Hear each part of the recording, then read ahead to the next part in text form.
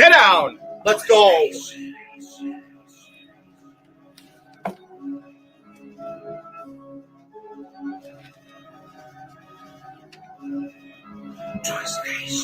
It's only sports with a twist, no script. Legends coming through on the guest list. TC, Minnesota, land of the lakes, Green Bay. That's all I gotta say. Kelly Skull with the Wolves, you know we don't play. We get wild every single day. We got our flaws, but we love our Saints. Twist Nation, go to like our page. Twist Nation. Twist Nation. Twist Nation.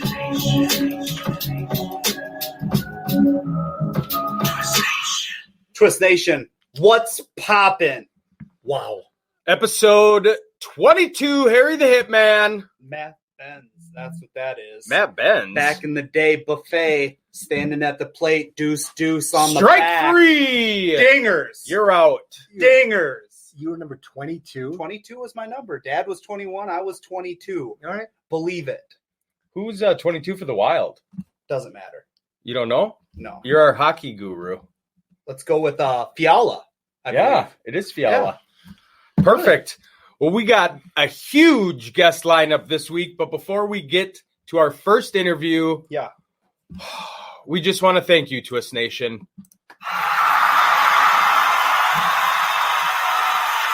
We did it. Victory! We won Show of the Month. Couldn't have done it without you and your support. Love it.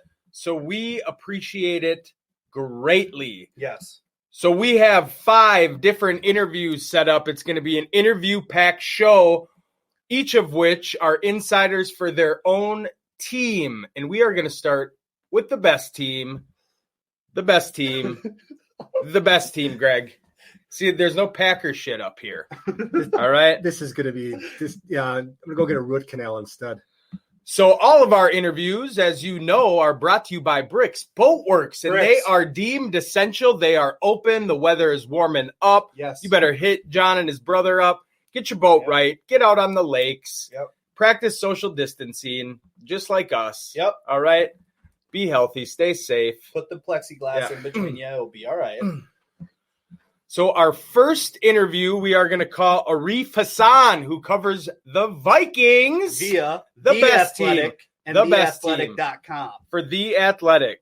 Yeah. So we did a test run. Hopefully our calls and videos are all set up perfect. I believe it will be. Faith.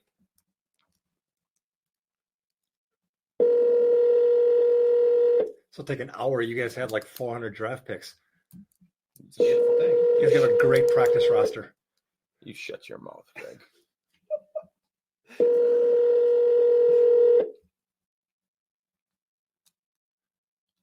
You got to believe he's that busy because our team is just so prevalent. Oh, yeah. You guys, seriously, you guys drafted an entire college. 9, 5, 2, Oh, 4. there we Oh, go. that could have been anyone. That could have. So we'll hope he calls back. I did talk to him to confirm. So again, Arif covers the Vikings. Yeah. For The Athletic. So let's go over some of those picks since I got them up right here. In the first round, we did take Justin Jefferson at number 22. Absolute stud. At 31, we took Jeff Gladney, TCU cornerback. Matt's already got his tattoo. I was Love it. going to say, Beautiful. you're still excited about that. Hyped. Second round, we grabbed Ezra Cleveland, Boise State offensive tackle. Nailed that one. Third round, we took Cam Tiny Dantzler, and that was at the 89th pick. Yes, beautiful. I will stop this feed if you keep singing. Fourth round, we got 3 guys. We got DJ Wanham, defensive end, South Carolina. We got defensive tackle James Lynch out of Baylor. And we got Troy Dye, linebacker, Oregon. Then in the 5th round, we took Harrison Hand. Yep, cornerback, Temple. 5th round as well, we got KJ Osborne, Miami. And then let's see, 6th round, we got Blake Brandel, Oregon State offensive tackle. And we got Josh, how do you pronounce that? Medalis? Sounds great. Michigan. Yeah. Let's go with Medalist. Yeah. that. Josh Medalist. Safety. You just say it. You say it with confidence. Yeah. And then nobody knows the difference. I figured let's you could pronounce Let's it. rewind that again. Yeah, so at 205, we took Josh Medalist. Medalist. Great guy. Brilliant. Yeah. Michigan. Sleeper of the draft. Yep. Yeah. Medalist. Really, yeah. Now you're going to get your 7th round pick. Seventh round. This should take us another half hour now. Shouldn't be too bad because At least we're drafting for this at year. 225 with an A draft grade, A- at that. We'll In the call it what it is. 7th round. 7th round. An We took A. Kenny Wilkes, defensive end, Michigan State. No big deal, Greg. 244. Guess who we got? A quarterback. Wow. Yeah, we didn't even have to trade up for him. That was Nate Stanley out of Because Iowa. no one else wanted him. Hey, that's all right. Nobody else wanted him between your picks, between love, right? No big deal. Just fun here, Greg. We Yeah. just have fun on this show. All right. And then after, the sleeper Nate Stanley, we got Brian Cole II, safety out of Mississippi State, and another offensive lineman, Kyle Hinton out of Washburn. So, we got a whole new team in the draft this year. Yeah, and that's a beautiful fantastic. thing. You guys do know that you can only have 53 guys on your roster come Sure. start of the season. But like I told you, Greg, we need 90 to start, and then we weed it out. Competition breeds success. Breeds it. Unless you're Kirk Cousins, apparently. What do you mean? Because then you don't pick up a quarterback, someone to challenge him until. So Love's going to challenge Aaron Rodgers? We like Okay, there's a big difference between a Hall of Fame quarterback going straight to the gold jacket and Kirk Cousins. Yeah. You know who Kirk Cousins is? The Hall of Fame. Hall of Fame of God. That's right. Beat that. Amen. The Hall of Fame of God. Yeah, Praise he He's him. not is. even in the Michigan Praise State Hall of him. Fame. Praise him. Praise him. I bet you Aaron Rodgers doesn't even know what direction heaven is. Yeah. He doesn't need to. All eyes north. Okay. Aaron Rodgers thinks he is God. Yeah. And you know what that got us? A Super Bowl and playoff berths and NFC championships coming out of our Heartaches. wazoo. One Super Bowl and a bunch of heartaches. Yeah. You guys notice? Have the Vikings been in a Super Bowl in your guys' lifetime? No. No. Yeah, I should tell you guys what that's like sometime. Well, ask the majority of NFL teams. They'll tell you the same thing. Don't NFL Not owners the get a Packers. ring? What's that? No, wait, no. What do you mean? No, let's go back to this. What? The majority of NFL teams are going to say that their team hasn't been to a Super Bowl in their lifetime. So we're with the majority, not the minority. So I'd just rather- because you've been blessed with 2 Hall of Fame quarterbacks back to back doesn't mean the drought isn't around the corner. No, it's not. That's you know all I'm why? saying. Because we got the 3rd Hall of Fame quarterback coming in back to back. Like, how many other teams do you know have 3 quarterbacks in the Hall of Fame? We already have 3 once Aaron These goes drunken in. Scotties to believe that Love is a future Hall of Fame. Fourth Hall of Fame quarterback from the Packers. Oh, Right behind Bart Starr, there we go. Aaron Rodgers, Oh. Brett Favre. Oh my God! It's not your fault, Greg. No, Yeah. it's not. You know what? I don't like the pick of Love. Yeah, we but heard you know that what? last week on the rant. We Yeah, totally but get you it. know what? Yeah, He is going to be the 4th Hall of Fame quarterback to play for the Packers. it's no big deal. All right, we're going to try him again. If he doesn't answer, we'll break down the draft a little bit until our next guest. Beautiful. I'll just play some catch here. 9th caller. He's missing out. He's missing out on the interview of the year. K-Fan probably stole him. I Yeah. wouldn't doubt it. Sauce is hands are all over that. His sloppy hands Yep, are all over they're that. live right now talking to our boy. 9, 5, 2, All right, we'll shoot him a text here. In all seriousness, Matt, Sure.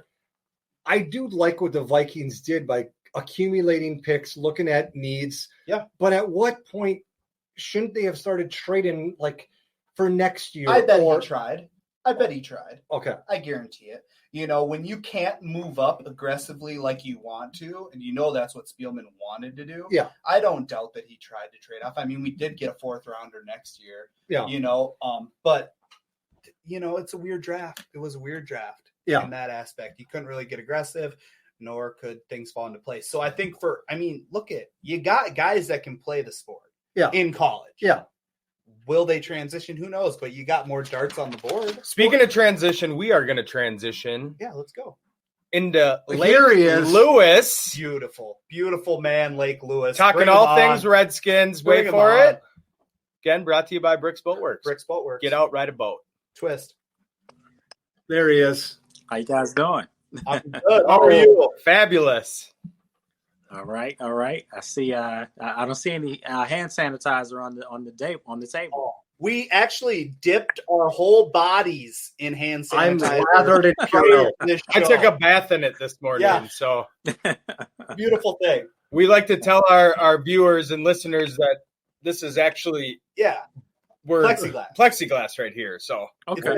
It's like phone booths that they used to have way back in the day. Yeah, those kind of like that. Hey, whatever works for you. Thank you. We appreciate it. So we got Lake Lewis on. He is an insider for the Washington Redskins, who had the second pick in the draft.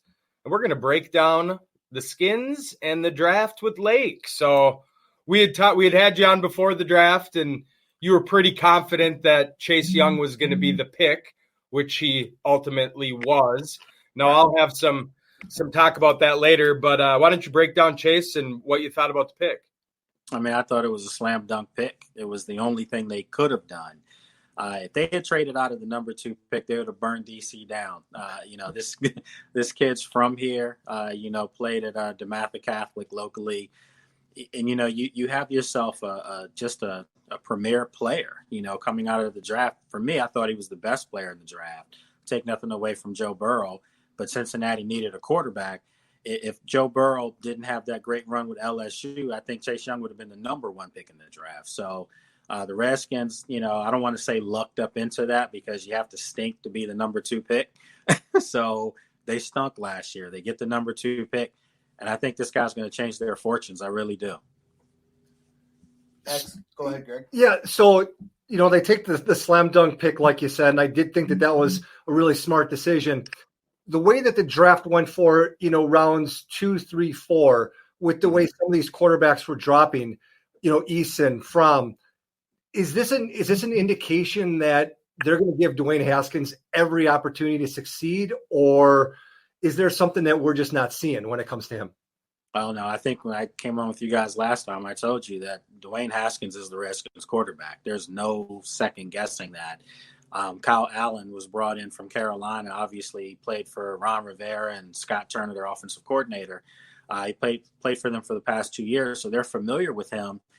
And they brought him in. Obviously, he knows the offense. You want a guy in your quarterback room that knows what you're trying to accomplish.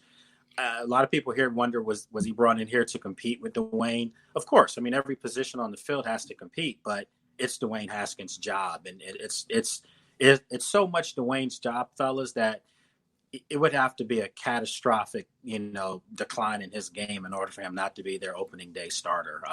He's the guy for the Redskins going forward for the foreseeable future. Yeah, it's a big confidence boost I think he needs. Kyle Allen, I loved that Ron Rivera brought him over. He wasn't great last season, but had a productive year in the NFL and will be a great backup, if injuries, barring injuries, slide him in, and I think he'll do well for him. Like I told you a few weeks back, my biggest thing is you didn't have a ton of high draft picks. Right. And when you keep that too and you get Chase, yes, you get a good player, but then you're really banking on that third and couple fourths, to slide in and be starters. You got Antonio Gibson out of Memphis as a third-round pick. Is he going to start right away next to McLaren? What do you know about him? No, I don't think so. I think the Redskins looked at last year's draft. They found some diamonds in the rough. I mean, you had Steven Sims Jr., who's going to be your starting slot guy now. Kelvin Harmon also was a receiver from NC State that, came in, and he started down the stretch. So your 3 starting receivers are set right now. I think with Gibson coming in, obviously he adds depth and he adds the big play capabilities coming from Memphis. And then you also have the kid Antonio Gandy from Liberty, and he's 6'4", 225, wowed a lot of us at the Senior Bowl, did some really good things. So I think they feel like they've added depth to the receiver position. But I think in general, a lot of people said maybe you should have traded out of that number 2 pick.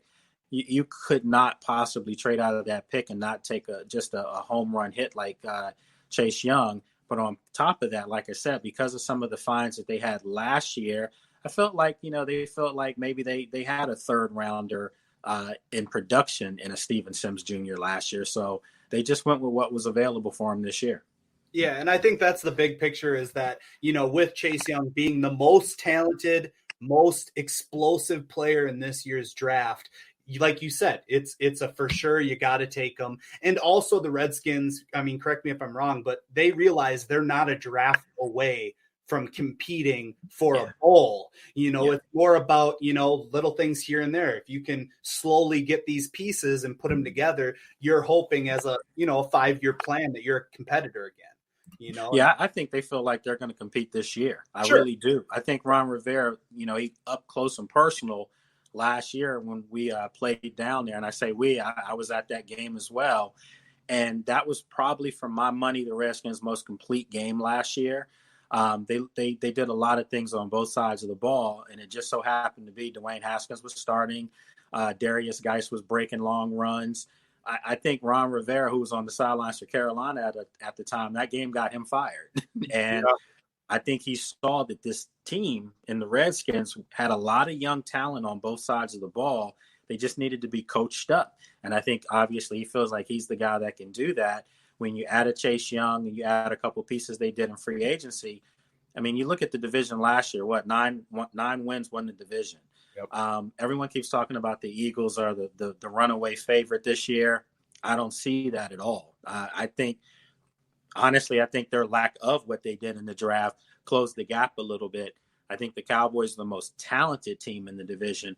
But I think if you're the Giants, if you're the Redskins, if you get ample play, proper play from your starting quarterback and Daniel Jones and then Dwayne Haskins, I think they feel like the sky's the limit with the other pieces of talent that they have on those teams. Yeah, it all comes down to quarterback. So really giving Haskins a chance. Mm-hmm. You're going to know what you got in him this year, and hopefully it works. I think you guys have the most depth at running back. You brought in Peyton Barber, AP re-signed. Geis is there, and we had talked about Love, who's a big guy that I've been a fan of that people don't really know about. It's going to be a big battle there. Who do you see coming out on top? Yeah, it's going to be interesting. There's grumblings that maybe AP might be the odd man out, and I just don't possibly see how you can do that. I mean, these are a bunch of young, unproven players that we named outside of AP. Peyton Barber was, he was a tough runner in Tampa, but, there's a reason why he's not in Tampa right now. So I think it's going to be a wide open thing. I do think Darius Geis is the guy they want to be their back of the future, the immediate future like now. And I think when healthy, we've all seen that he can be special, that, he can do a lot of things. So I think it's AP and Darius for right now. If Love can come back and give them something, remember J.D. McKissick also came over from Detroit. I mean, and then you draft Gibson, who to me is more of a wide receiver, but they did play him a lot in Memphis at running back. I mean, you're right. They're loaded. They may have the deepest running back room in the NFL right now. So it's going to be interesting to see how that plays out. And that's the big thing that we always talk about. It's all about competition on sports teams. That's how you get the diamonds in the roughs to, really expose themselves. So I think it was a good draft. I mean, all in all, it was a good draft. I'm just so excited, as everybody is, as a sports fan, for this season. Cannot wait. And I really do appreciate you stopping by and giving us some of your time. Once again, we always appreciate having you on, man. And so that's awesome. All right, I appreciate it, guys. Anytime. All right, thanks a lot. Have a good one, bud. Be sure to retweet. We got 5 insiders. We're trying to gain some traction today. There you go. I'll retweet as soon as I hang up. All right, perfect. I'll put it on Twitter after the show, and I'll tag you in it so you'll see, Lake. All right, I appreciate it, guys. Take Cool. care. Hey, thank you. Thanks Take a lot. care. Right. Beautiful. First interview down. Into the next one, who I'll go ahead and introduce here a little bit, if that's all right. Yeah, so Arif did call. Okay. So I'm trying to set it up since we're video. Yeah. To push it towards the end. So we're Vikings, Packers, but we do have our next guy lined up. Excellent. So this is going to be Craig Mish. Craig is going to be our insider today. I mean, he's renowned for knowing about all kinds of sports. That's how I was giving him from our fan and our supporter, Sean Sorrow. So big shout out to Sean for this one. Craig's going to be giving us a little inside scoop on the Tampa Bay Bucs, who are just all through the media right now. And of course, he's also going to take us into the Dolphins as well. So let's bring Craig up. Craig, how are you, sir? Thanks for stopping in on Twist. I'm good. How are you guys doing? Good. Excellent. So the background looks magnificent right now. I was worried about that. That's awesome. That's phenomenal. We I love it. appreciate that. So, just deep diving in, we'll start. Which one would you guys want to start with, Bucs or the Fins? Let's end with the Bucs, Okay. since I'm most excited to talk Sounds about them. good. So with the Dolphins, obviously, first round, 5 pick overall, they take Tua.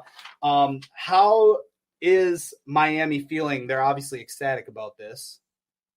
Yeah, I mean, they went into this with the goal of getting a quarterback, and I think that they did a good job of, putting up potentially some smoke screens.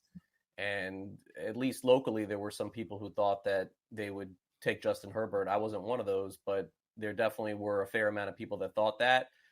Look, the owner of the Dolphins, going back a year when he was watching Tua play in the national championship game, I think he always had his sights set on that. And look, just in general with the NFL draft, there's a crazy amount of misinformation that goes out there. And then the other thing that happens is quarterbacks really, what I would call, have serious draft inflation from the time that the college football season ends all the way up until the draft. And I think you saw that with Love and you saw that with Herbert. I mean, the end of the season, I don't think that anybody had Herbert going as high as he did. I definitely don't think that anybody had Jordan Love going as high as he did. So from Miami's perspective, I think that they would have been comfortable taking Love in the second round had they not taken Tua in the first.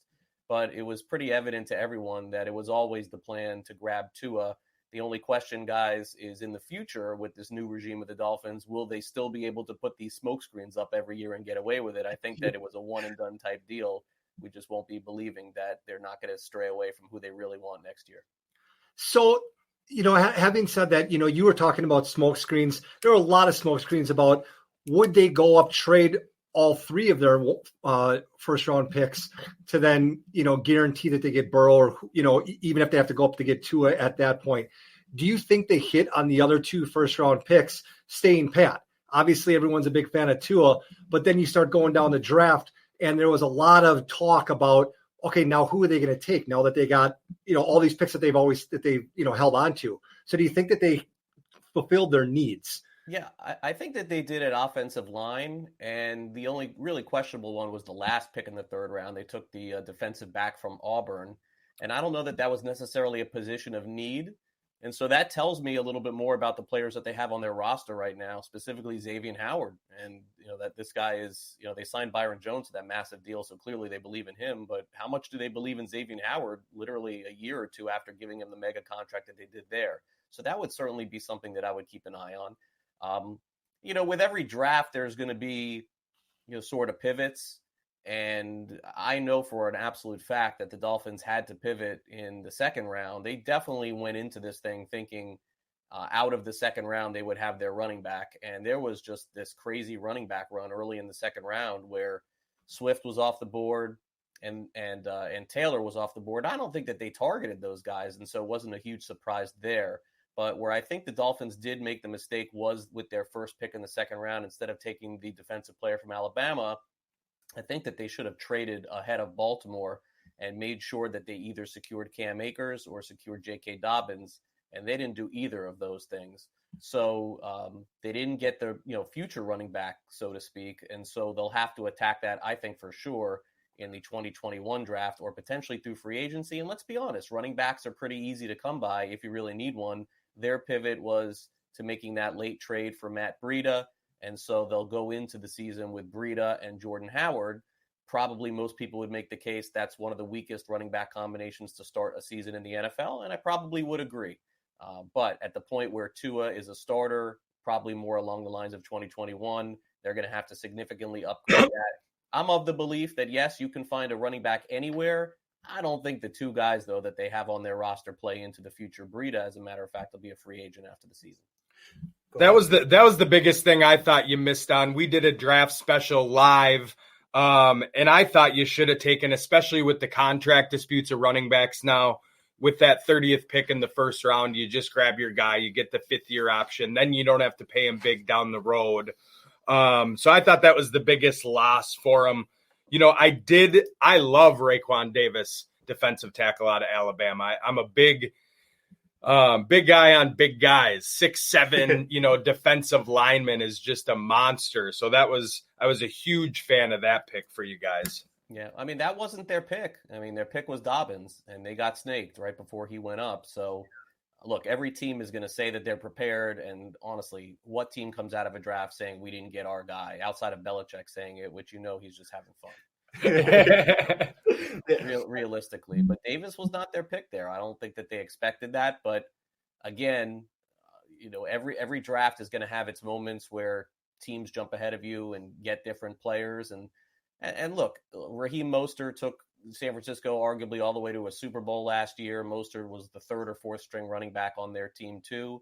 And they're headed into a season where they drafted a ton of offensive line help because they know that they're going to have to protect Tua even maybe more so than some other teams would because, there is that injury history there. So I would expect that that's really where they shined. People like to give these draft grades out, and it's so kind of ridiculous because in 2 or 3 years, it could be completely wrong. But I think that they felt really happy at the end of the draft with everyone that they got, with the exception of getting a running back there. And I think that that's the one thing that, if you want to give a grade, either you give an A- or a B+ kind of thing, because they definitely did whiff there. So just the last question then for the Dolphins. For you. Oh, for me. Yeah. Speak for yourself, Matt. As long as Fitzmagic stays healthy this year, you wouldn't expect Tua to come in, right? You know what? There are local people now in South Florida that are sort of changing their opinion on that and saying that there's a chance or that potentially he should play. I don't think so. I think that had there been a normal offseason with OTAs and everything else, I mean, I would raise the possibility of it, but I think that has to be a factor. You can learn the playbook all you want, but if you're not on the field until August, I don't know what kind of opportunity that gives you. So if I had to guess, I would say that Tua plays very little in the preseason, if at all. Maybe comes in game 3 or game 4 for a series or 2, and I'm not even sure that they would. I kind of compare it a little bit to Drew Lock's situation last year with Denver, where they essentially waited until Flacco's wheels fell off, putting him in. If the season is a complete disaster for Miami and they're 1-11 or 1-12, maybe you could see Tua in week 13, week 14, but I think you only get at the end of the season, week 16 or week 17. There's literally no risk. Everyone knows the Dolphins are not playing to win 10 or 11 games next year. It's not possible. Right. And that's what I agree. The free agents that you guys signed, I think you had one of the best free agent classes. Obviously, you mentioned Byron Jones, Kyle Van Noy, Jordan Howard, Emmanuel Ogbah, Shaq Lawson. You did get Ted Karras from the Patriots, who will probably be your starter, and then Eric Flowers. But then you had mentioned you drafted 4 offensive linemen. Austin Jackson in the first, Robert Hunt in the second, Solomon Kinley in the fourth. I mean, those are high draft picks on offensive linemen who I assume they're projecting to be starters for them, and then to end with Blake Ferguson, center for LSU. Yeah, and Perry from Navy with the last pick. I mean, it's more of a developmental season for Miami. I don't think there's any doubt about that. So, I mean, did I mention I'm a baseball reporter, guys, ahead of a Yes. You're doing a great job on football, though, Craig. Am I doing a good job faking it for you guys? Oh, You are. man, top notch. It's Okay. awesome. Okay. Yeah, no, I mean, I think that everybody. I cover the NFL for Sports Grid, which is our 24-hour station that we do in terms of handicapping and fantasy, and I would be probably pegged as more of a fantasy or gambling guy. But through the years, when you work in a market and you cover sports for 20 or 25 years, regardless if you're there every day, you still have good contacts. And I think that is the one thing that I've been able to accomplish in all of these years. I still know people with all of the organizations here in South Florida. And so, I've broken some news and I have some good insight for the Dolphins, but speaking frankly, it's more of the baseball side that I cover. And I did see on Sports Grid, and Joe Pisapia says you're warming him up. He's coming on next to talk some Patriots. But you were on, they did a live draft, and I saw you breaking down, and the Dolphins picked Tua. So you are well-rounded. If you call him Pisapia, he'll get a good laugh. It's actually Pisapia, but do call him Pisapia. Yeah, I told you. He even was on here a little before the show, and he's correcting it. And I'm like, all right, I'm going to write it better. Definitely. We're trying to do it phonetically. He came on before we even went live because I gave him the wrong time, and he was listening to me mess his name up. So That's beautiful. Yeah, do that, and then tell him that Craig Mish said something about you saying Todd Gurley was going to have a good year last year too. There you go. Beautiful. We'll make sure to get that in. So going on to the Bucs. Yes. Obviously a team that's buzzing right now. Apparently they got a quarterback. Yeah, they got a quarterback.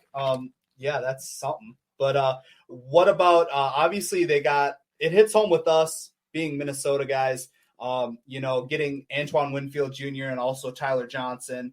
Super excited that they get to go and play for this team. What's some buzz you're hearing about the draft that they had? Okay, well, kind of to give you my background is for 4 years when I lived in the Sarasota area, which is about an hour away from Tampa. I covered the Buccaneers home and road going back to the late 90s, early 2000s, and traveled with the team and did all of that. I don't cover them now, so I just strictly for anybody who's watching, this is just solely my opinion with nothing else. Okay, just to be clear. That's facts. I want to differentiate the facts from the fiction here, and so somebody hits me up and says, "Hey, you don't even cover the Bucs." This is true, so it's only my opinion here. Honestly, the only two players that I can speak of that I have a lot of familiarity with is the kid that they took, Vaughn, the running back, and then obviously with Winfield, who everybody knows. Just generically speaking, for Tampa Bay, anybody that they draft and anything that they've done in the last 2 or 3 months obviously speaks to what they're trying to do, which is win right now. And I don't think that there's any other team in the NFL that's made more of that statement. Of course, it all starts and ends with the fact that you sign Tom Brady and guarantee him $60 million over the next 2 years. But I thought essentially their entire draft from the first to about the fourth round were all players that can help them right now. And the Buccaneers, essentially since those days of Tony Dungy, and then John Gruden winning the championship with Tony Dungy's team, essentially, it's just been, what are we going to call it, a disaster? I mean, there's been very little winning for them, and they basically have put their foot on the pedal and said, we're going to go all in on 2020. Guys, this may look like a disaster in 2 years. It very well may, because the way that the Bucs have kind of built this thing, 2 years ago, they take O.J. Howard and Ronald Jones. Essentially what they're telling us is we're done with O.J. Howard and Ronald Jones based on what they've done. Their development and their drafts have just not been good. They've been very unsuccessful outside of the wide receiver position. And I thought the way that they attacked this thing was basically saying, hey, look, if these draft picks aren't around in 2 or 3 years from now, that's fine. They may have to go in a rebuild in 2 or 3 years from now. But I think that they're focused on this year with nothing else. Yeah, it's definitely win now for them. And you could tell, with the 13th pick in the first round, Tristan Wirfs, who is one of my favorite prospects in the whole draft, they showed him jumping straight out of a pool onto the slab of concrete. I mean, a guy that's 6'5", 300 pounds, having that kind of physical attributes was insane. You touched on Keyshawn Vaughn, that you knew a little about him. Can you tell our viewers and listeners a little more on him? Yeah, well, I don't think that they were very happy with the running back situation last year. I think that in terms of how they graded out overall, they were either close to the bottom or at the bottom. But we did see some spots where Ronald Jones was very good. But I think that, again, when you're playing on a team that has Tom Brady, you have to have the Kevin Falk, the James White, the Shane Vereen. You have to have someone that's going to be able to jump out of that backfield and catch the ball. And Brady has just been a master of doing that. It's simply not even check down. They're design plays that he's had in the past. So I think Vaughn adds that immediately to the equation in 2020, whether or not they stick with Ronald Jones or whether or not they make a trade. And I think that certainly they should explore it, even if they give up nothing for him. Look, Leonard Fournette probably does. I mean, he may get cut. Like, I don't even know what their plan is in Jacksonville, but they could move Leonard Fournette to Tampa. All of a sudden, they have a great running back there, maybe ship Ronald Jones somewhere else, and then you have Vaughn out of the backfield, those two great wide receivers. You mentioned their first-round pick as well. And then, look, the Bucs are going to be in a lot of games this year, very similar to how Bruce Arians was with Arizona, similar to how he was in Pittsburgh. If you're up a lot of points, teams are going to be throwing on you. And if they anticipate that they're going to be up a touchdown or two or involved in these games with the Falcons and the Saints, you got to have a guy like Winfield there too. So I think that was their attack. Beautiful. Yeah, I mean, with Evans and Godwin, Tyler Johnson, to me, we're Gopher fans, so obviously we're a little biased, but I think getting him in the 5th round and sliding him in at slot, then with Gronk, and if they keep O.J. Howard, I mean, I know Bruce Arians isn't the best coach when it comes to, utilizing his tight ends, but he's sure going to have to figure it out when he has Gronk and O.J. Howard. I mean, that offense is going to be, something to fear. I'm fearing them as the Vikings do play them this year. But with a Super Bowl in Tampa, kind of like the Vikings had a couple years ago, I think they have a great shot if they can put the pieces and everybody stays healthy at actually going. Look, their defense last year was not good at all, so that's going to have to be a major improvement. But look, of course, the Buccaneers on paper are going to be better, but the reality of it is that, at least for me, you have a situation where you have a stale franchise going on almost 2 decades of not a lot of winning. Yep. And they needed to light a spark. They needed to get the energy back in that building. And the last time they had it was when they built the building and was when they won the Super Bowl with that great defense that they had. There just hasn't been a lot to like since. And I think that this is, sort of that message. Will it work out? I don't know. Will the Bucs be happy if they go with Brady this year 9-7? I mean, that's a possibility. I mean, that could be. I mean, I don't know that their defense is enough to get to 10 wins. But in a situation where the Bucs did something very smartly was to say to themselves, you know what? In a season where more teams are making the playoffs, 9 wins is good enough to get you in. Let's just get above that hump, get back in the playoffs, and we'll take our chances with Brady. And I think that's where they're headed. Excellent. Yeah, I haven't been a Bucs fan since the Mike Allstott era. I used to love. I owned a Mike Allstott jersey. Yeah, that's when I covered the Buccaneers, when they had those two guys. And Warren Dunn, Florida State, Mike Allstott. Yeah, and look, they even had another shot, with Bert Emanuel, if they called his catch. I don't know, this is going back, guys, but if he had a catch at the back of the end zone in the NFC Championship game against the Rams, when the Rams won the Super Bowl, a lot of people thought that was a catch, and the Buccaneers win that game. That's dating myself a little bit. Yeah, Greg watched that. I think it was his 50th birthday, I believe. Yeah, I'm pretty sure I'm older than you, Craig. So I'm gonna really test your knowledge of Florida and football.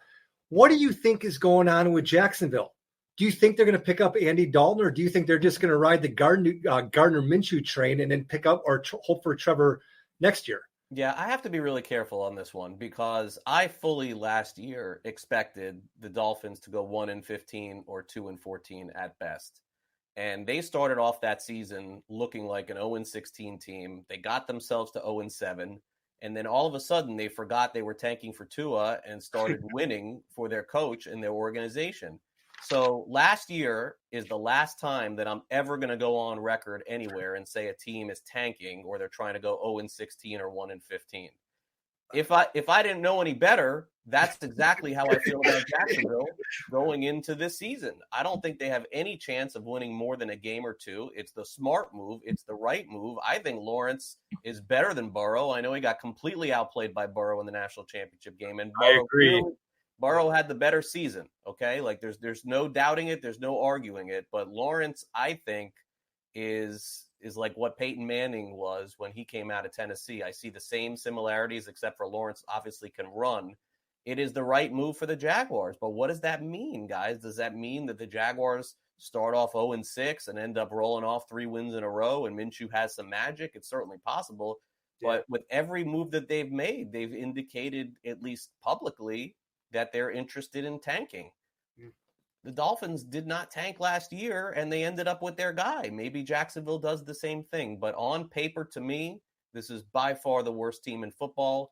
And once they eliminate Fournette from that equation, it only gets a little bit worse than that, because that's the only security that offense and defense has, by the way, is giving Fournette the ball 20 or 30 times and hoping the game ends in 2.5 hours as opposed to 3. Right.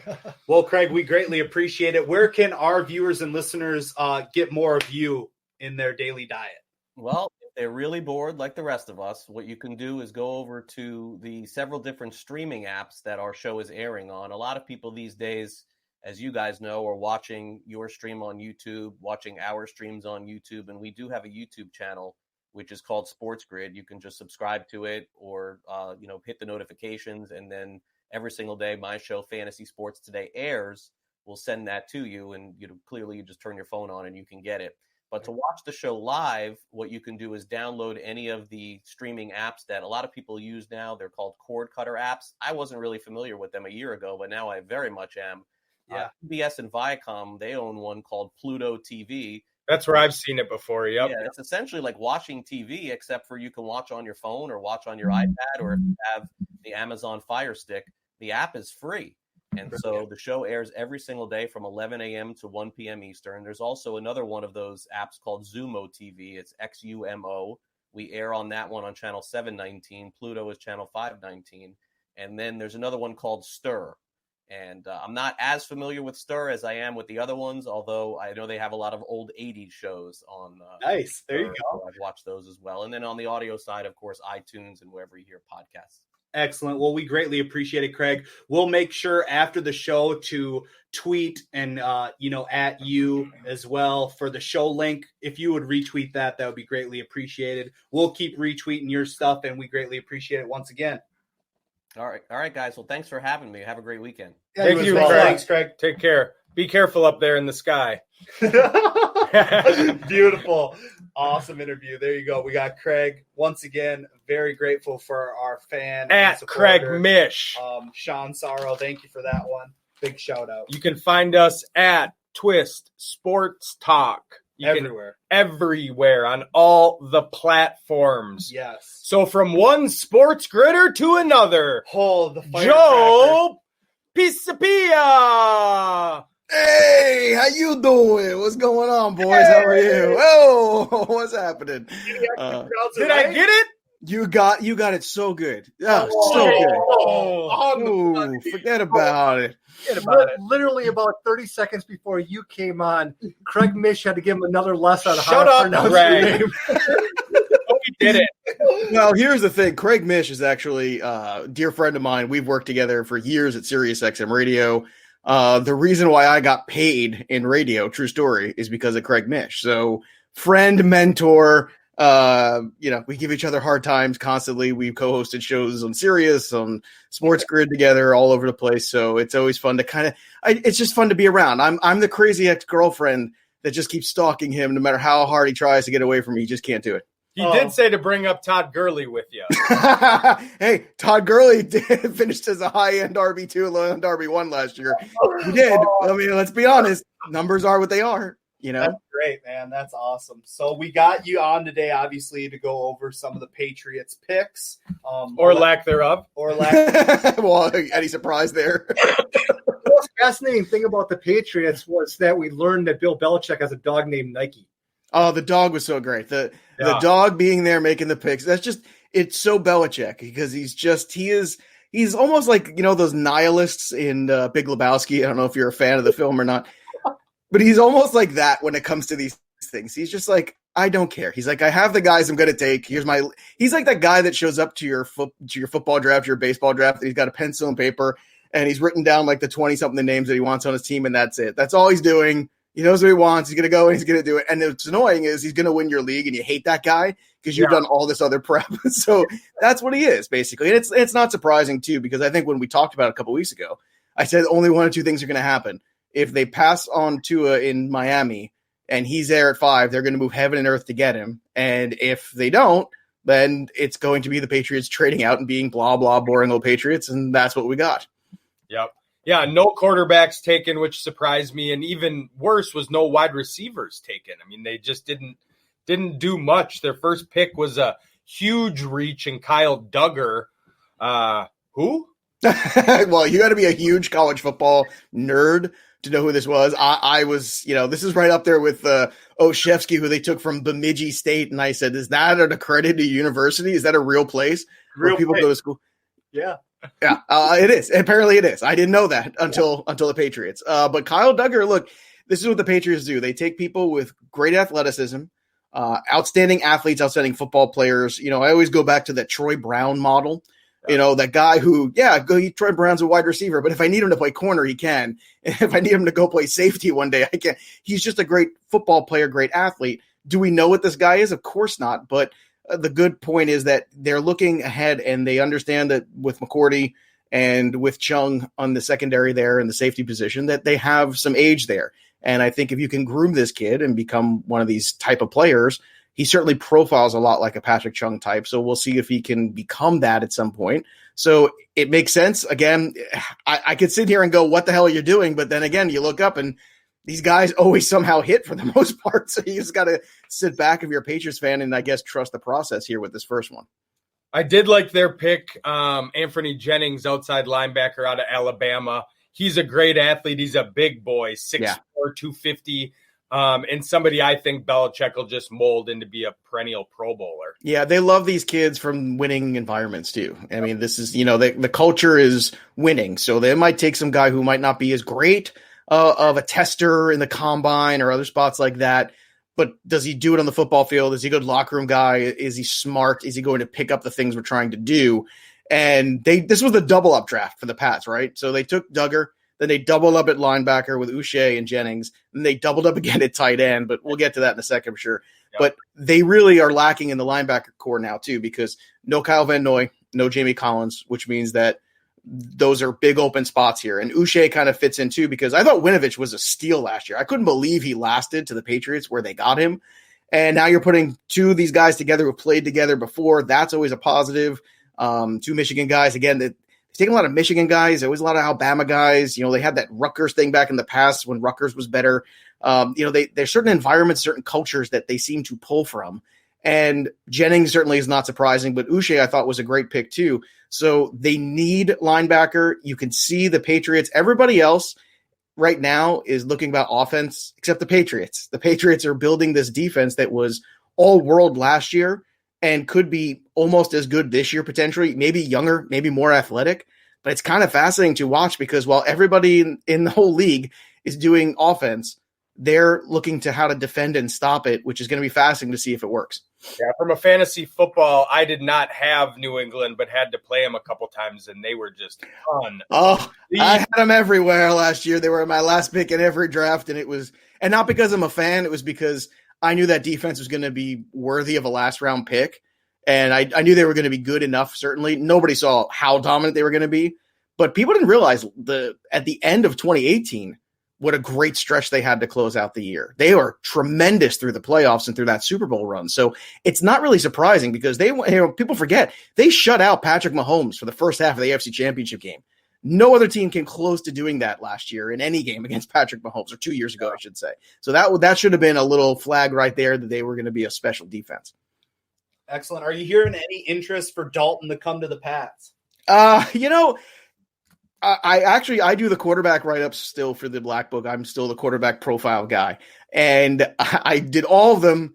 I've left Stidham and Dalton. Those are the only two I haven't written up yet because I'm not sure if we're going to get that Vinny Testaverde kind of thing, where like he took Testaverde in Cleveland and he won with him there. And then again with the Jets, when he was over there with Parcells, they were able to get him. And I kind of wonder if that's not a really good fit there with Andy Dalton. And I think it could be. I think the next couple of weeks we'll have some clarity there. Otherwise, it's going to be Stidham. It's not going to be Hoyer. I went back and I watched a lot of film on Stidham again and, tried to read up and get familiar with him again, like we always try to do for all these kids coming in. And I went back and I read the profile that I wrote for him the year before in the Black Book. And I feel like he's a guy that's good enough and another guy that comes from a good culture. It's not a joke over there in Auburn. This is a competitive football team. And I think that they could win games with him. If I told you, as we kind of turned the page into November, that the Patriots were 6-2, it wouldn't shock you now, would it? No. They'll play defense. They'll score enough points. They fix we'll see if they fix the kicker position, but they're going to try to win games, 20-17. They're going to try to win games in a 14-13 kind of fashion. They're going to get ugly. It's not going to be good for your fantasy team. You're going to hate it unless you own the defense. But I think that's their approach right now is they're trying to play defense in an era of never before seen offense. And it worked last year. And unfortunately, by the end, there's too many injuries, too many issues on the offense. And I think you could see the fray between Belichick and Brady and everything kind of coming. And it happens. 20 years is a long time for anybody to be paired up doing anything with anybody. Just think of your parents and their marriages, just think of that. Yeah. So it's not surprising. And I think it was just time for everybody to take a breath and maybe a new challenge for everybody. And I'll be rooting for Tom for sure as a Pats fan. But I'll say this, Stidham, I would put it as a 60% chance he's the quarterback. I would say Dalton a 40% chance. I'd say 0 Cam Newton. I do not see that happening at all. See, I'll take we do fishbowl bets here on Twist. And if either of these chumps want to take me on, I 100% guarantee Andy Dalton will not be a Patriot. Belichick is going to ride the Stidham wave. He thinks he's got, a horse's cock, and he's going to go with it. Well, I mean, who's to tell me he doesn't? Because the hand holding that cock has a lot of rings on it. Yeah. Yeah, no doubt. Greg, are you taking that fishbowl bet? Yeah, I'll take it. Yes! Yeah, I want to see it happen. Yeah. Well, if you think about it this way, Belichick won, Parcells won 2 rings. Both times Belichick was part of it. The only other time Parcells got to the Super Bowl is when Belichick came onto that staff as assistant head coach after things went south in Cleveland. He actually got the Cleveland Browns to the playoffs. People forget that. And then everything just completely disintegrated when they announced the move, and everything just completely crumbled, which is a shame. They had a lot of talent on that team. So he's won everywhere. So he can act however he wants. He's earned that. I know a lot of people don't like it, but at a certain point, you have to admit, look, he wins everywhere he is. He is smarter than just about everybody else. And he's able to and willing to push the limits more than anybody else. And I'm okay with that because, it's my team. And I think that if it's your team that has Tom Brady and Bill Belichick, you're pretty happy about your life the last 20 years as well, because things have worked out for you. I know they took the 2 tight ends too, just to hit those guys real quick. I think Dalton Keene's going to be kind of like that H-back system thing where they're going to, they have to replace Devlin. Devlin was hurt last year. The Patriots always have been a team that utilized the fullback in the run game. When he was hurt last year, it was this thing that went under the radar. But to me, it was the difference in that offense. The first half of the year when he was there, run game was working. Things were good. They were winning a ton of games. Things got real rough for that offense real quick. And for that running game too, when Devlin got hurt, he retired just yesterday. I think Keene's going to kind of be groomed into that role. And Ossie might be a good player. I mean, he has all the tools to be. Tight ends usually take a little while to develop. So I'm not shocked they didn't go wide receiver. I'm just not, because I think if you want Stidham to work, you just kind of leave him alone here. You try to go with the pieces you have. You have Edelman. You hope that N'Keal Harry is the guy that you drafted him for last year. They're a team that's going to be built on defense. This is going to be an ugly offense, but you've won games in a lot of games in the past. If you go back and look at the track record of the Pats, man, they win on defense. I mean, the times where they had the top offense in the league, even when they made the Super Bowl those years, they lost. So, the times that they won, the offense was middling and the defense was really, really good. Well, that answered my question with the tight ends. I figured grabbing 2 in the 3rd round, you're hoping one emerges over the other as that tight end 1. But you're thinking Ossie is going to be the tight end 1 potentially. Right. He's the fantasy guy. He's the pass catching tight end. The other guy is going to be all purpose blocking tight end. I'm trying to think of give you he's more of an all purpose guy. He's going to block. He's probably going to play that fullback position at the goal line. You see a lot of that setup. Yeah, he's going to be in the mold of like some of the other tight ends you've seen, like almost like early Ben Watson back in the day. Like that kind of thing. I think you could see him more as that. He's not going to be a tight end you care about in fantasy, but he's going to be a tight end that's going to be important to the offense if they can work him in properly into the things they want to do. It's funny, this role also was kind of the role that Mike Vrabel had when he would show up on offense. Again, another guy. We just like to draft football players. Oh, you're a linebacker? Why don't you go line up in the backfield, or why don't you go line up at tight end and we're going to throw a pass to you? But that's what they do. They play football.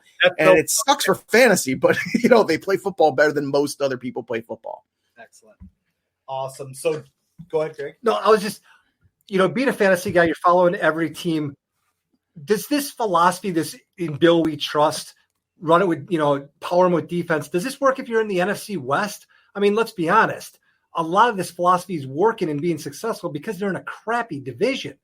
So I guess what I'm wondering is it more of Bill, this is the way he does it, because the division just isn't that good? Well, look, you go back and look at, I did a fun little study because all the 49er fans came out of the woodwork again the last year. So you have to kind of put everybody in their place. And I should send it to you after. I got to find the tweet, but what I did was I went back and I found the records during the NFC Championship era of the 49er Great Joe Montana teams. It's stunningly bad how bad those divisions were with those awful Falcon teams and a couple other just dreadful. I think there were 2 teams that had 500 records. That was it. It was stunning. And even the 85 Bears were another team. The year they won, they think they played 2 teams with winning records, 2 teams with 500 records, and the rest were all sub 500. So you're only as good as who's on the schedule. You're right. And yeah, the ineptitude of the Jets and the Dolphins and the Bills has really helped them, of course, get that home field advantage. But there's been times where the Jets were good. I mean, they went to 2 AFC championship games. Look, you can only do what's given to you, right? And they've had a lot of opportunities, all those teams, to at some point over the last 2 decades put something together. Some have for a short period of time. I think it's Buffalo's division to lose, but I wouldn't be shocked if they lost it. And that's the thing. It's just one of those things. Now that you're not the team that's Cinderella, now that you're a team where you have expectations, how do you respond to that? How does Josh Allen respond to that? And I think that defense, especially even through this draft, got even better for Buffalo. Buffalo is a really good football team, and I thought they were last year too. I thought the offense would come along, and they did. Adding Diggs is a nice piece, but I'm going to tell you right now, it's Buffalo's division to lose, and the Patriots will still be competitive. I don't know how much they're going to help you in fantasy right now. We'll see what happens. Stidham's the unknown. But then again, Tom Brady was too once upon a time. Well, we'll definitely plan on having you on leading earlier up to the season for fantasy aspects and things like that. But go ahead and plug our fans with how they can get more Joe in their life. Well, I mean, who doesn't want more of that? You can check out Sports Grid, where I am hosting Diamond Bets with Matt Stryker, former WWE superstar, and now reality show star, which I'm giving him a ton of crap because he's on some reality show right now that's on Fox. So get ready, because the next couple weeks of our show is going to be hilarious when I tease him about that. Also, that's on every Sunday. I do the NFL pregame show there too on Sunday mornings when we start to turn the page to NFL. And then the new fantasy football black book will be out on Amazon June 1st, maybe sooner. We're shooting for earlier because everybody seems to want it because they're bored in their houses and everybody just wants to get the book out there. And you can follow me on Twitter at JoePizapia17 for all the links to the podcast for the black book too. Excellent. We'll be getting our black books ordered here soon. And sounds like we're going to have a full page ad. Oh, that's glorious. Look, you guys I like coming on with you guys because you guys run a fun show, and to me, that's what it's about, man. There's too much boring talk out there where people just sit there and they have, like, yeah, you like this? Yeah, he's good. Yeah, he is good. I like him. It's the worst. It's the worst. You guys are not that, and I appreciate that, and that's why I like coming on with y'all. So thanks, Joe. Talk to you soon. Later, boys. Take it easy.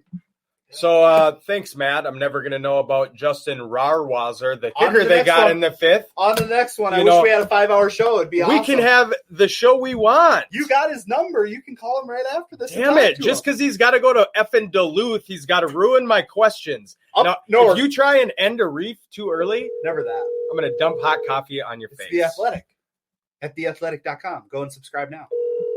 Maybe. I'm subscribing. Hello. There he is. Yeah. Arif, how are you? Welcome to Twist. Hey, I'm good. Sorry about that. Oh, no worries. We had 5 guests lined up, so we actually had 3 videos. We went back to back to back, and this is perfect. We'll end it with you and Dave Sinekin talking some Vikes and some Pack. All right. Well, perfect. Obviously, we got Green Bay Greg here as one of the hosts, so he's happy about Dave Sinekin. But let's talk about a team that actually hit on the draft. I kid. You guys had enough picks. You're bound to get one or two. You know what, right? Greg? Let the men speak here for a minute.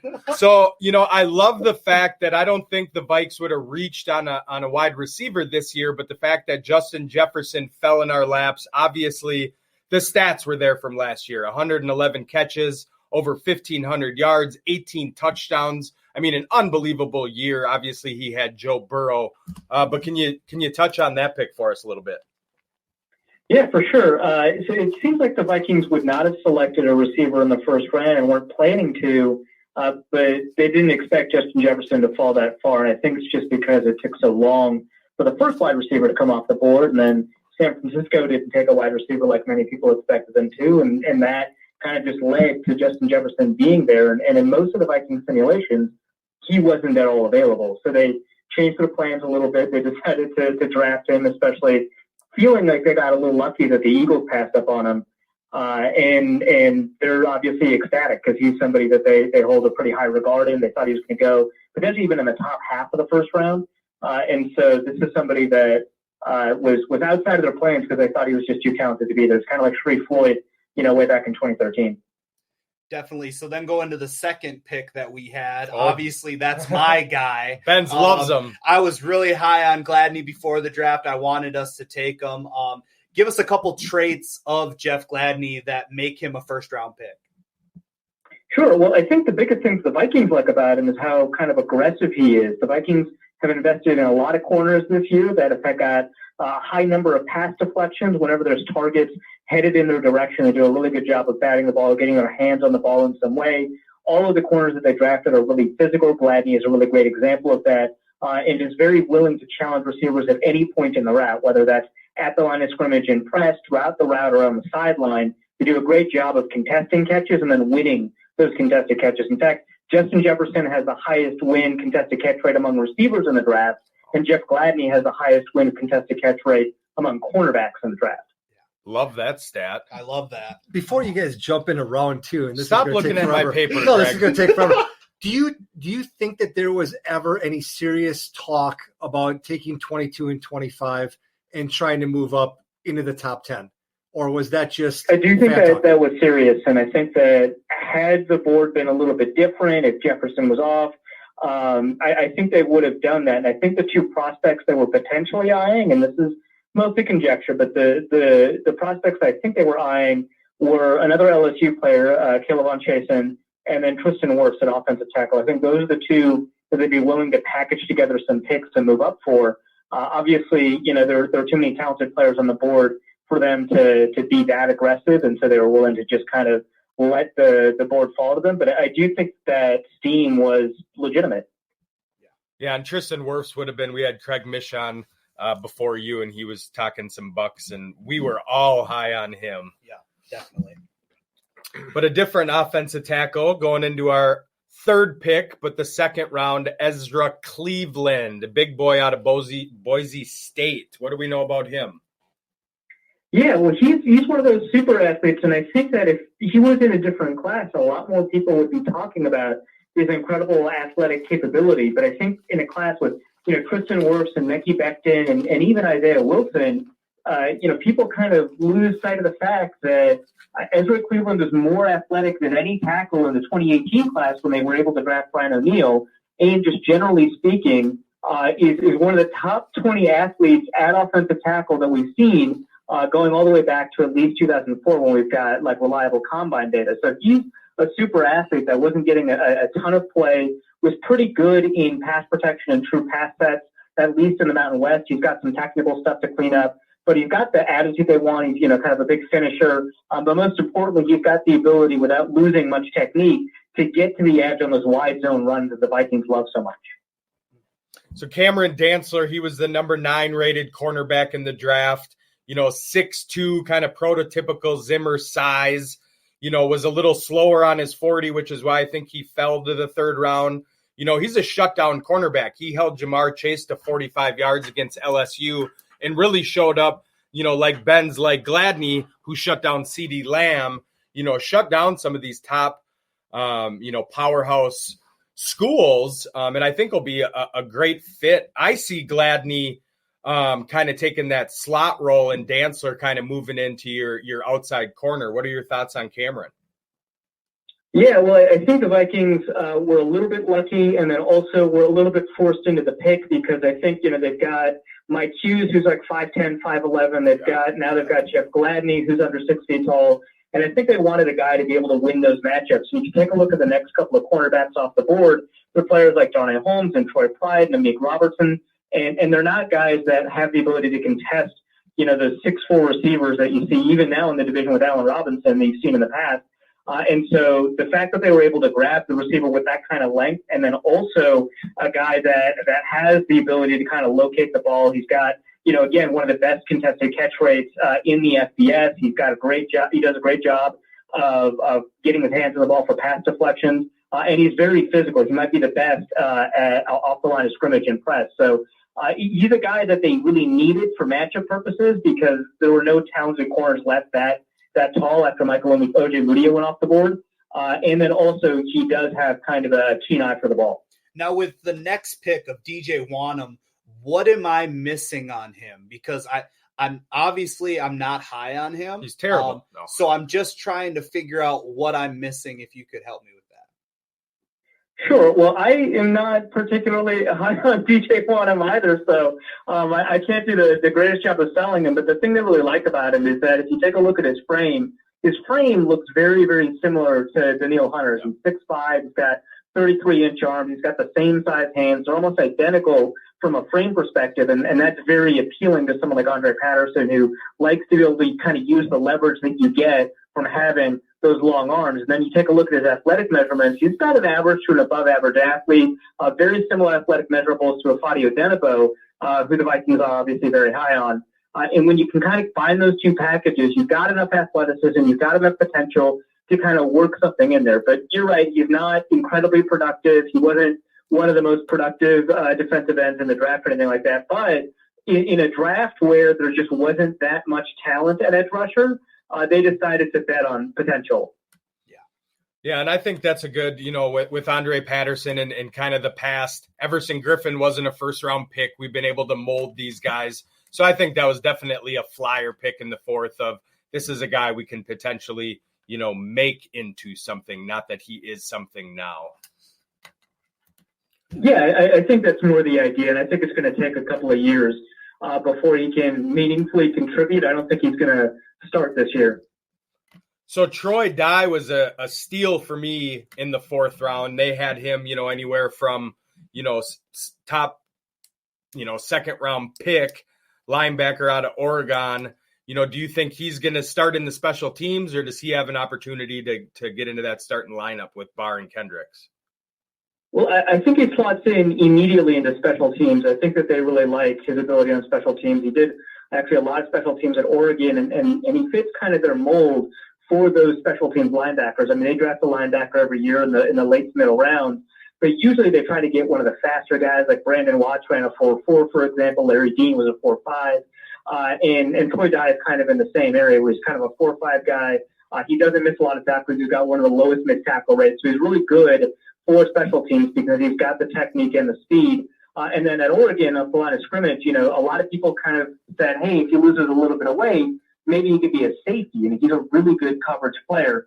I don't think he's as good as Eric Wilson in coverage, but I think he's a lot better against the run than Wilson. And so now you've got a competition where Eric Wilson's really great in coverage, Ben Gideon's really great defending against the run, and Troy Dye is kind of in between the two, and he's better at the things that the other guys are weak at, and still pretty good at the other things. So you've got kind of a lot of tools, plus you've also got Cameron Smith in that room. I think the depth at linebacker has been better for the Vikings than it has been in a long time.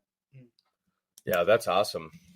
So then moving down the list, obviously, you got Harrison Hand, who I'm liking. I like that pick a lot. I like having two, Harrisons back there. That's always nice. What's your biggest sleeper when we get into those later rounds? What's your sleeper for the Vikes? The two guys I like are actually also front seven guys. Kenny Willekes from Michigan State, super productive, much better against the run than you'd expect somebody of his size to be. I don't think he's a super athlete or anything like that, but he's been pretty productive, and he's done a pretty great job of kind of leveraging the tools that he has and winning with technique in order to kind of set the edge and also generate some pressure. And then the other guy is James Lynch from Baylor, who led the FBS in pressures with 90, according to Pro Football Focus. And he was a Big 12 Defensive Player of the Year. He has a ton of tackles for loss. He's got a lot of production. He's not that athletic when you compare him to defensive end, but he is pretty athletic when you compare him to defensive tackles, and that's where the Vikings are going to move him. The Vikings need a lot more talent at that three technique pass rushing position, and he kind of adds to that competition. And despite being a fourth-round pick, he could start right away. Awesome. And then, of course, Green Bay, Greg's favorite pick of ours, Nate Stanley out of Iowa. Can you tell us how he's going to be better than Jordan Love? Well, he does have a cannon. He and Jordan Love do share that. I don't know if he's got quite the athletic ability of someone like Jordan Love, and he can't really improvise like him. But the idea behind him is that he does pretty much everything you want a statue pocket passer to have, except he's pretty inconsistent in terms of accuracy. He's been working with a mechanics coach all offseason, and he's working to kind of reduce the amount of time it takes to get his motion going. And that'll also, in theory, kind of complete the kinetic chain and improve his accuracy. And I think if you take Nate Stanley and improve his accuracy, he's actually a pretty good quarterback. It is also the most difficult thing to improve.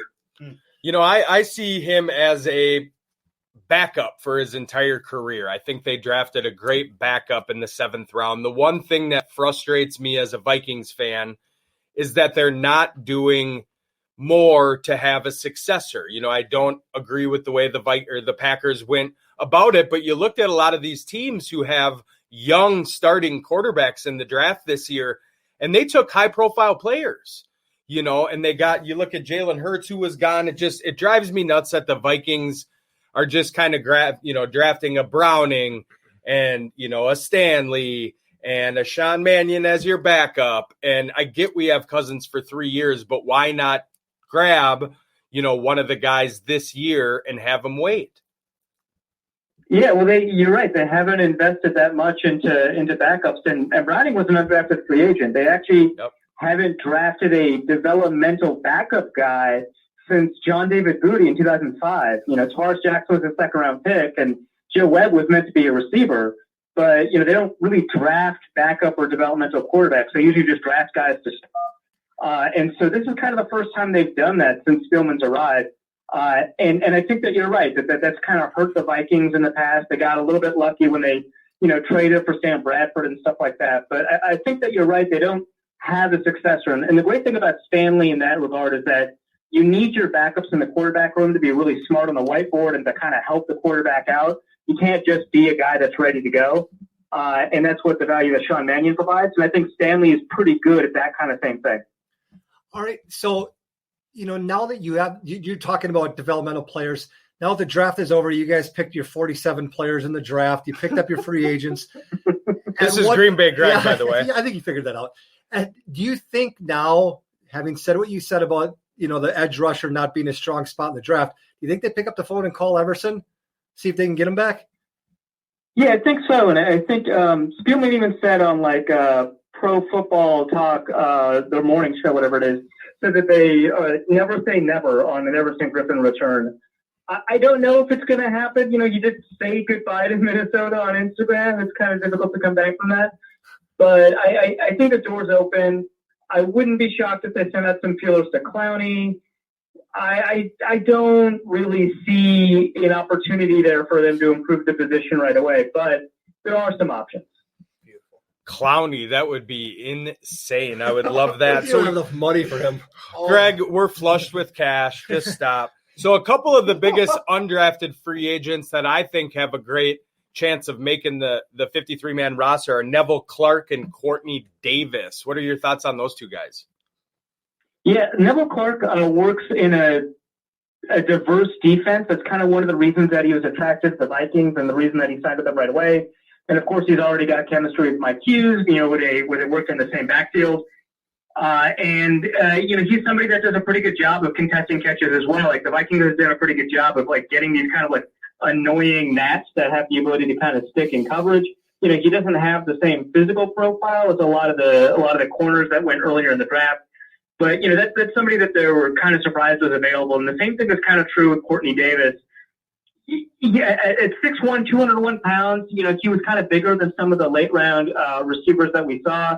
It would have been nice if he'd had a pro day to kind of complete his athletic profile. But anytime you get a 200-pound receiver running a 4.5, you're in a pretty good position. You know, he does a pretty good job of using his physicality. He does a pretty good job of generating explosion at the break. And so he can do some stuff as a route runner. He doesn't really get open deep all that much, but at a 4.54, it is possible. He has some injury concerns they have to worry about, but I think for the most part, you've got a guy that's a big body that you can win on third down if he does end up turning out. Excellent. That's great. Well, that's all I got. I don't know about these fellas. We're gonna end the show with the worst draft with Dave Sinekin. I'm sure you know him, but we'll share this on Twitter and tag you and the rest of our guests. So we hope you can share that out and retweet that. And we'd love to have you back on. We appreciate you coming on. Yes. Yeah, for sure. Thanks, All Larry. right. Thanks, Reef. Have a great rest of your weekend. Yeah, man, you too. Skull Vikes. Yeah. All right, let's get to All right, well, let's end the show. Yeah, We're done. All right. Me and Mike might as well just step away, let Greg have his time with the head cheese here. You know, I said a comment earlier, it's Christmas come early for Greg, except for he got a lump of coal. Yeah. I want someone to validate my feelings. Oh, I don't know if Dave will be that guy, but we'll see. We'll see, Greg. Get excited. Hello, Green Bay Greg can't sit still over here, Dave. Dave, what's going on? gentlemen. How we doing? Fabulous. Just got done with Arif Hassan from The Athletic talking some Vikes. He's probably positive. 14-2, new dynasty. Oh, of course. We all are. Yeah, that's how it works, Yeah, Dave. sure. You know us. Yeah, it's excellent. Draft day is the Viking Super Bowl day every year. Yes, it's a beautiful thing. Well, they got 47 players on Thursday, Friday, and Saturday. They got a whole new team. They're bound to get a few right. Yeah, exactly. So, Dave, help me out here. I'm a man on an island. What positives can we get out of last Thursday night? Yeah, Thursday night was rough. I got up for my seat when I saw the Vikings or the Packers were trading up, because I had thought that maybe they would jump up ahead of Baltimore and go after Patrick Queen. You know, maybe Goody would be the anti-Ted Thompson, go after a speed inside linebacker early and address the biggest hole in the Packers defense. So I was really excited that was the deal. And when they announced Jordan Love, I was gobsmacked like every other Packers fan on the planet. But I'm of the opinion that this organization has the cachet with what they've done with their last two quarterbacks, but I'm going to give them the benefit of the doubt that they know something we don't, that this is a guy that's going to take the torch from Rodgers in 2 to 3 years. I'd like it to be 3 years. And, let Rodgers, if he's 40 and looking to finish up somewhere, wish him well and get that purple number 12 jersey ready to go. Yeah. That's what I do. I'm not going to second guess it right now. You know, I was just telling Arif, I do like how that you did grab Jordan Love. I just don't like how you went about it by trading up to get him. Rodgers fell to you. To me, that's the biggest frustrating thing as a Vikings fan.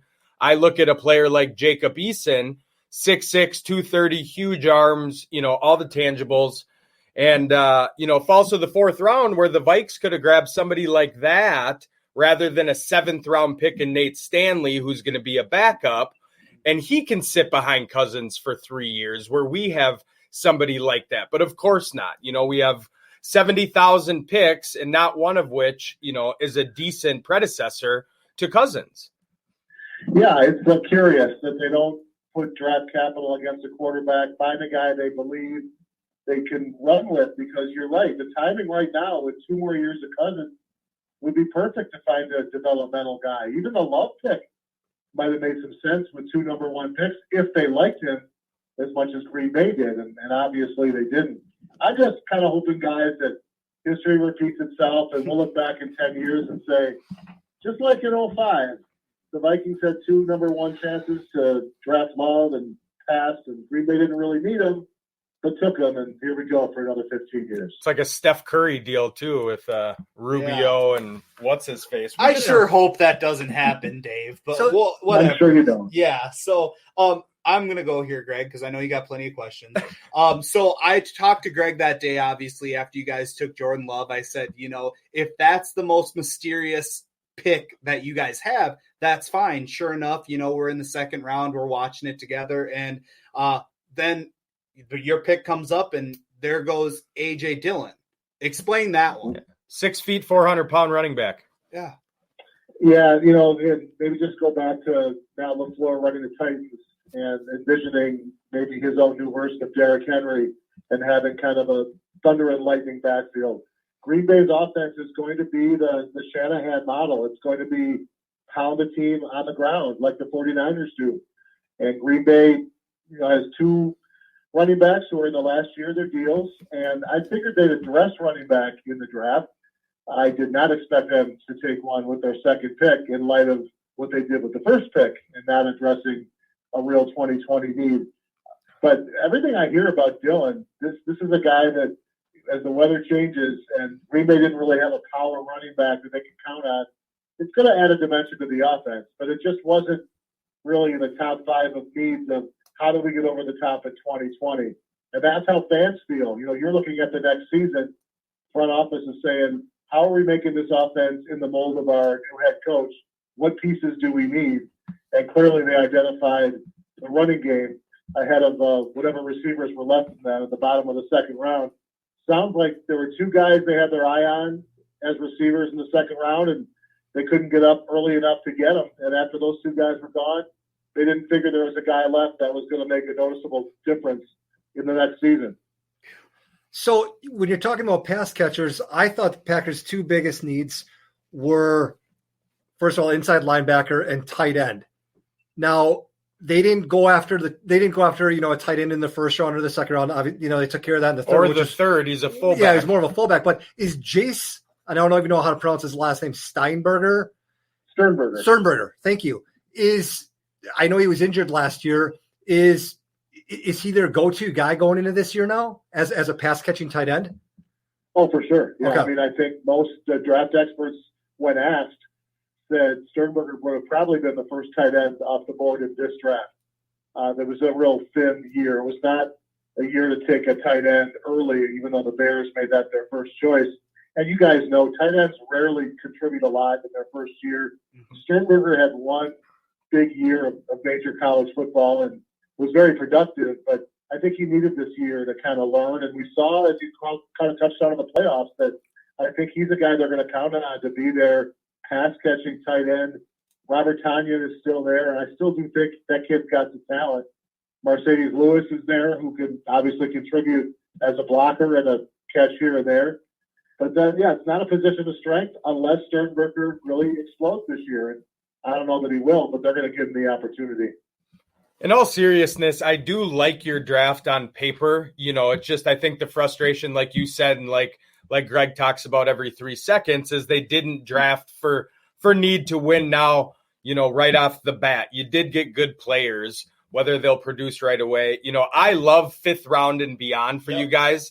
I was, super, super, super pissed off. You took my boy from Burnsville, Kamal Martin, who I think is going to be an elite player for you guys for years. But then you get, you spend your 6th round picks all on the offensive line, one of which we've said here on Twist, John Runyon, we're a huge fan of. You just solidified a lot of needs late, so I thought you hit on some of those guys. What are your thoughts? Day 3 picks are kind of fun. A lot of Big Ten feel to it. I think Kamal has gotten to a spot where he has a real opportunity if he can put those injuries behind him, because Green Bay has really nothing that you can count on inside linebacker. They brought in Christian Kirksey from Cleveland to take Blake Martinez's place, and he was a captain for a while in Cleveland, but he hasn't been able to stay on the field the last 2 years. So you can't really count on him, but behind him, Oren Burks hasn't been staying healthy for his first 2 years and looks a potential bust out of Vandy. And they've got a 7th round pick from last year and an undrafted kid from Oklahoma who tore his ACL last year. So I think Kamal Martin has stepped into a real opportunity to make an impact if he impresses. Again, it's going to be tough for all these rookies with a truncated offseason, I think, to be counted on to contribute right away. But I think Martin's landed in a really good spot if he can get past the injuries. The offensive lineman, Runyon, obviously his dad was a beast. The center they've got to figure has a chance to replace Corey Linsley if those 2 sides can't come to a deal after the 2020 season. And I'm an Indiana guy. That's where I went. So they grabbed this Stefanski kid who tore his ACL in December. But I have a feeling of the 3, he may have the best long-term future of being a starter on this offensive line down the road. Awesome. Yeah, to get center and 2 guards that can potentially start for you, is hitting on the draft for sure. And they've got a track record. You look at where Green Bay's really hit on the offensive line, from Bakhtiari to Lang to Sitton. Those were all 4th, 5th, 6th round guys that became all pros. So they've got good scouts when it comes to the offensive line and not necessarily looking early, just like we've always talked about with wide receiver, where they find their capital in the second and third round. All right. Does this draft tell us that the Packers have a lot of confidence in Funchess, not going after, a wide receiver when you had several opportunities? Or do they expect Lazard or any of these other rookies or guys that were rookies last year to step up? That's a good question. I think the biggest issue with the Packers receiving core is just a lack of speed. They didn't add a guy that brings a new element to this offense. All the receivers like Lazard, like Funchess, are big physical targets that can get off the break and get open, but they don't have guys that can beat anybody downfield.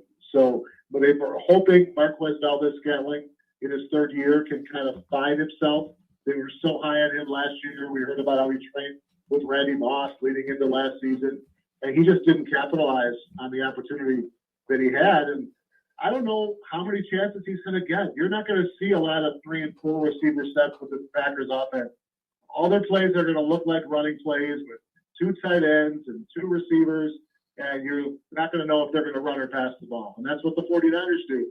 So I don't think the depth chart of receiver is going to be tested that much. And I'd like to see them add a speedy guy, a guy like Taylor Gabriel is out there, and that's the kind of talent I think this offense lacks. But I don't know that they're going to go after him. They do have Equanimeous St. Brown, who had shown something in 2018. He and Rodgers had a nice connection going, and he got hurt in preseason last year. So they get him back after missing a season. So I don't know where the depth chart goes. It's Devontae Adams and the Seven Dwarfs right now, and you hope that one guy kind of breaks out. Well, it's going to be fun to look forward to. We appreciate, you coming on and ending the show with us. We've had a great lineup. It's been a great episode, and we were glad you could be a part of it. Anytime, guys. Great to do it. Thanks a lot, Dave. Thanks, Dave. Skull. Yep, see you. Stop. Got him. Woo! Awesome. Great what show. a show. Make sure you guys are sharing this episode. Please make sure you do that. Check out rtfsportsnetwork.com. RTF, baby. Show of the month next week. Number 23 episode. That's my jump man. Jump man. Boo Green Bay. That's all I got to say. That's all I got to say. You guys suck. Thanks, guests. We appreciate it. We'll see you next week.